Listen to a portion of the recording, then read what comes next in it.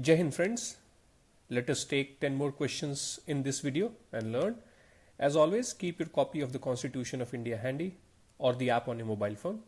Pause the video after every question, mark your own answer and then proceed to listen.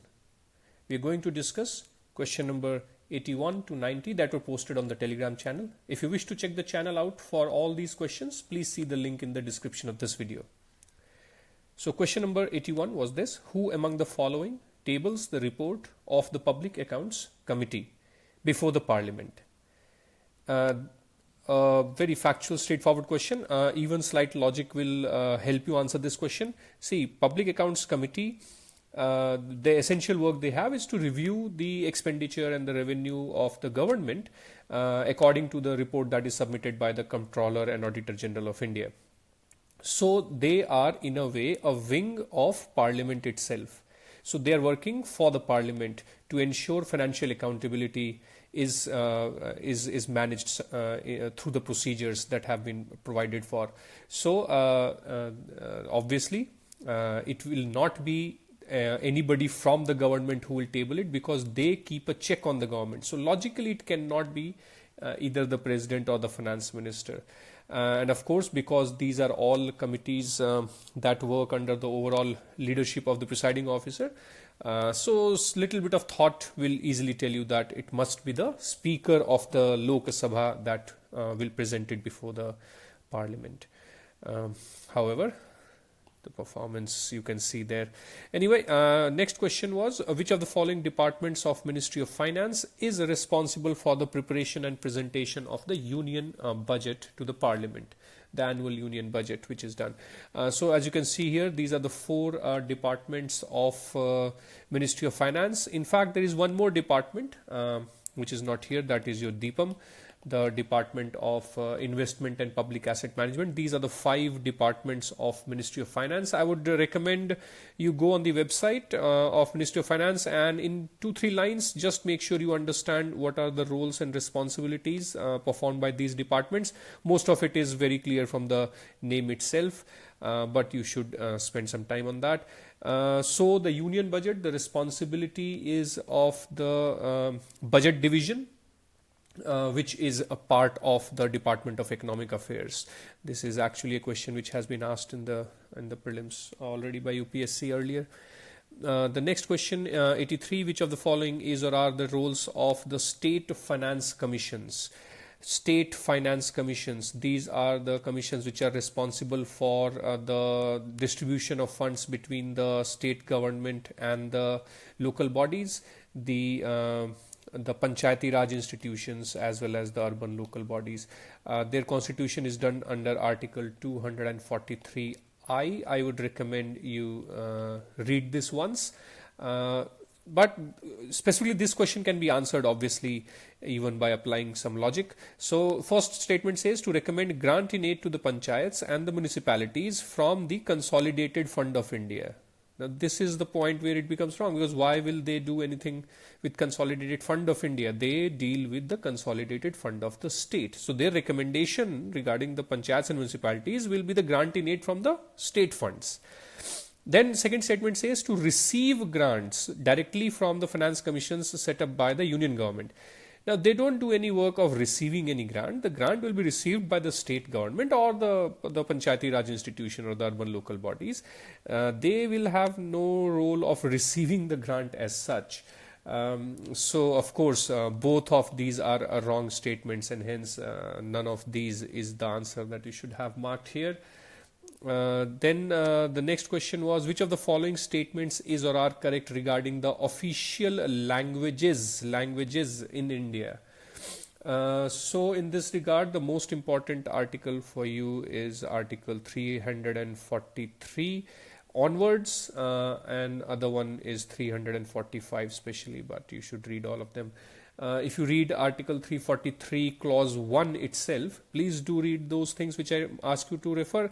Normally in the course of our preparation, we don't read all these articles, and that's absolutely fine. But whenever this is an opportunity, you read it, because if you put your mental energy in reading it even once, it will stay with you. You'll remember in the exam also that you've read something like this. So if you read Article 343 Clause 1, The starting sentence itself says the official language of the Union shall be Hindi in a Devanagari script. Right? So yes, this is a correct statement. Of course, this is not the only official language of the Union, because further on you will see it will say that English will also continue. So the official language is Hindi. However, there is an additional official language. Also through the Official Languages Act, it has been continued till perpetuity. So there are two official languages of the government. So I know some confusion may be there because this is a very definitive statement, but this is a correct statement. Then the second statement says the state legislature shall adopt one or more languages in use in the state as the official language of the state. Now, while the rest of the statement is correct, it's not necessary. If you read Article 345, it will say that the state legislature may by law. So it is an option. Some states don't adopt any language. For example, Nagaland has not adopted any language for any official purpose, or even Arunachal Pradesh. So this is not a correct statement. Third one says that official language adopted by the state legislature shall be from the 8th schedule. Now, as I told you in the second statement itself, that actually it can be any language which is in use in the state. So it's not necessarily required to be in the 8th schedule. For example, Mizoram has adopted Mizo, and Mizo is not one of the languages in the 8th schedule. So that possibility is there. Hence, this is also a wrong statement. Please do read the articles. As you can see, a lot of clarity is required. Next question is, in the Lok Sabha, the purpose of an adjournment motion is a previous year's question. And people do get confused here, because there is a difference between adjournment of a sitting of the House and adjournment motion. Adjournment is whenever the session which is ongoing, the sitting of the day, it comes to an end, or it comes to a halt, a pause, then the session is called to be adjourned. But the adjournment motion is a step more than that. So ongoing sitting will be stopped or paused, but the sitting will not be kind of ended. It will continue to discuss a definite matter of urgent public importance. So it's like drawing the attention of the entire House for something that is very urgent and something which is which requires the attention especially of the government, to have a discussion on that. So please don't get confused between adjournment of the House and adjournment motion to be brought in the House. So the correct answer here is A. Rest everything else is just to confuse you there. Which half of you didn't get confused, so that's good. Next question is this: which of the following do not hold office during the pleasure of the President of India? Pleasure of the President of India. Now this term is a very, very kind of interesting term, as well as confusing at times. It has slight different meanings in different contexts, but essentially it mostly means the pleasure of the government of the day, or the leader of the government of the day. So specific situations have to be seen. There may be a term of office, however, there can still be a pleasure of the President.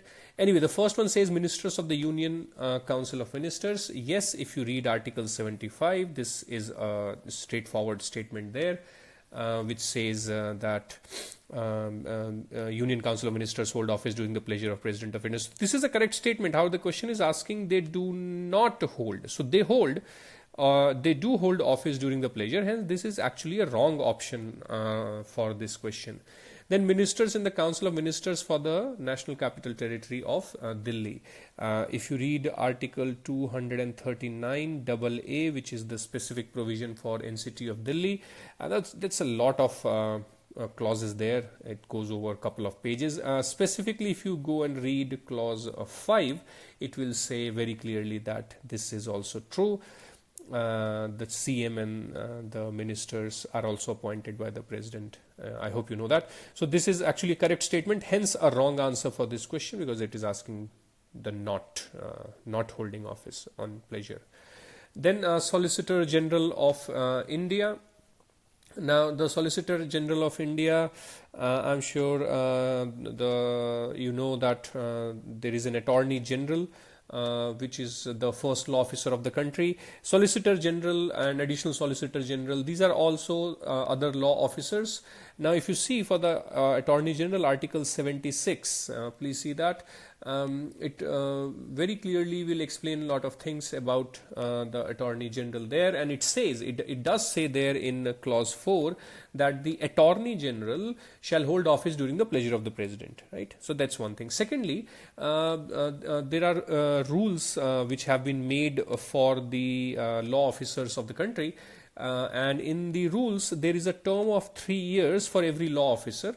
However, it also states there that the appointment may be terminated anytime, right?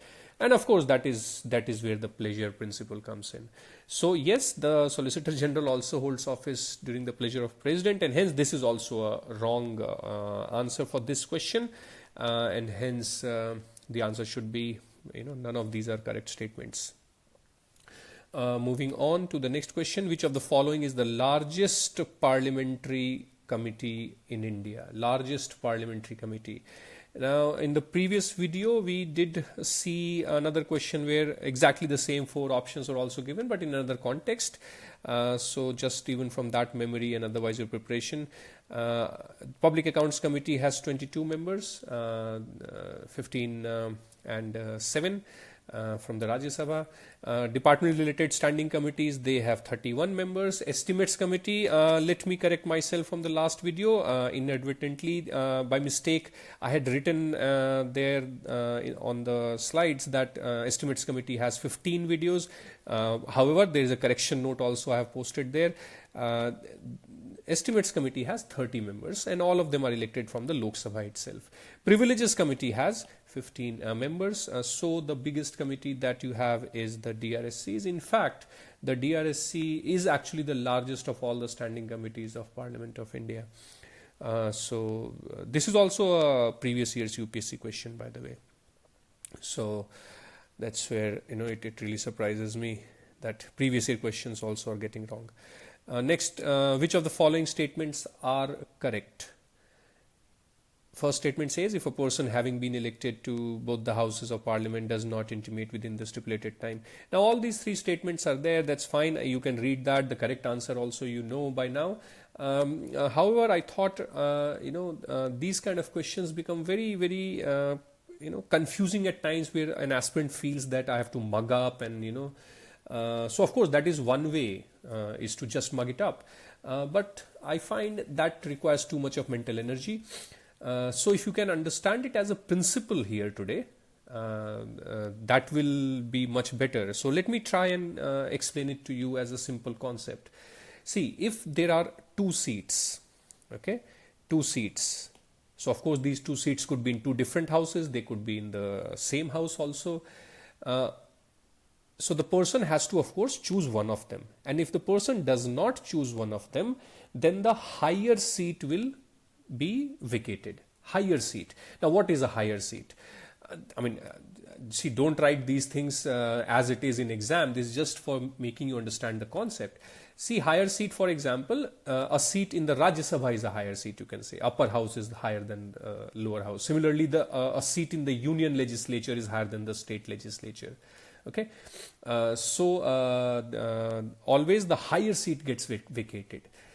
So understand it this way, that the higher seat, being a dear one usually, higher seat should be more closer to the person, is not being chosen by the person. So the person is keen on the lower seat. So always think of it as that the higher seat will go off. Of course, if there's a situation that there's no higher seat, let's say both are in the same house, then both get vacated. So with that understanding, if you answer this question, you will know that all of these are actually correct. This is also to help you revise and teach you this idea, not really a test. So that's that. Next question, which of the following can be a ground to remove a judge of the Supreme Court of India? Very simple question. I'll bring your reference to Article 124, specifically Clause 4. In fact, I would suggest that you please read entire Article 124.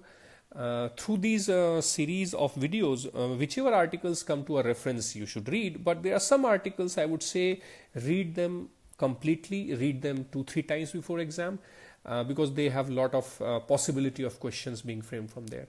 So please do read Article 124. It very clearly will tell you that it can be on the ground of misbehavior or incapacity, error of judgment. In fact, there is a Supreme Court judgment also which says that error of judgment, no matter how gross it is, that cannot be a ground to remove the judge of Supreme Court of India. Mistakes can happen, right? So that is not going to scare off, or that is the kind of freedom that is also given to the judges there. So that is a protection in a way. There is another question we have framed later on this. Coming to the last question for today's video, which of the following statements are correct regarding the Supreme Court of India? First statement: during a vacancy in the office of the Chief Justice of India, the senior most judge of Supreme Court shall perform the duties of the office. Now, in this regard, I will bring your reference to Article 126 of the Constitution of India, which very simply reads that during the vacancy or absence, etc., the duties of the office shall be performed by such other judges of the court as the President may appoint for the purpose. So it is the decision of the President, which means the decision of the government. Now, of course, under the memorandum of procedure that has been prepared, Ministry of Law and Justice being the nodal ministry, in the memorandum of procedure, it says that the senior most judge will be appointed by the President to perform the duties of the office. So practically that is true. However, the constitutional provision is that it is the decision of the President. So of course, to mark this correct or not, that will remain as a confusing area. But let me tell you one idea that I have seen over years, that whenever something is stated in the Constitution of India, that is the bottom line, that is the correct statement. When things are not stated, only then the practical answer is correct. For example, you will recall the question on appointment of the Chief Secretary of a state, right? We all know that practically everything is done in the name of the President, but here practically the answer was to be chosen as the Chief Minister. Anyway, we'll see that question some other time as well. So the second statement says Parliament can enlarge the powers of the Supreme Court. I'm sure you know this. Just for your reference, a quick one-line read of Article 138, Clause 1 will stick this in your mind furthermore. So this is the correct statement. Then the third statement says a judge of the Supreme Court can resign from the office by writing to the Chief Justice of India. Logically, we all know the judges are appointed by the President. So of course, if they have to resign, they will have to address their resignation to the President of India. And Article 124 Clause 2 also very clearly explains that to us.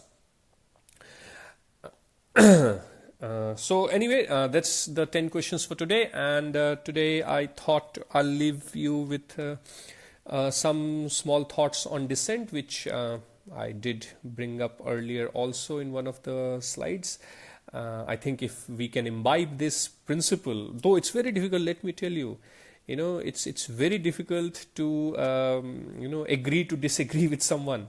And especially when you are not really that close a friend. But if this is the principle we can imbibe in our society, in our the social settings, I think we will become the great nation we want to be. So thank you very much. I'll see you in the next video with the question numbers 91 to 100. Till then, study well. Thank you very much.